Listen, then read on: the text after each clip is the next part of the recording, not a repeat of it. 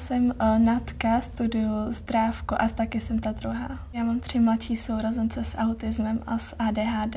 Bylo to náročné, když jsem vlastně viděla, že sourozenci de facto si všechno, co chtěli, tak nějak jako plus minus měli a já jsem byla taková, že jsem se hodně upozorňovala, abych právě, že oni měli to, co vlastně potřebují, protože mají diagnózu. Postupně jsem se na to zvykla a vlastně mě to naučilo, že každý je úplně jiný a potřebuje něco jiného, což se mi pak i vlastně hodí do toho budoucího zaměstnání, na tu praktickou sestřičku.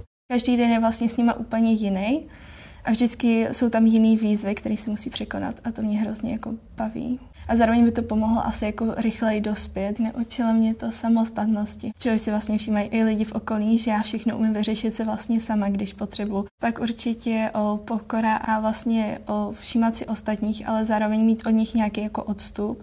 Vlastně jim pomoct, když potřebují, ale zároveň si jim tam do toho úplně nemíchat. Určitě by mi pomohlo nějaký od školy, vlastně od širšího okolí vlastně o pochopení, kdyby byly nějaký třeba organizace, kde já bych si mohla popovídat i vlastně s ostatníma, který to mají doma stejně. Bolí to, ale zvykneš si a vlastně budeš mnohem silnější pak a budeš zvládat mnohem víc věcí, než si myslíš.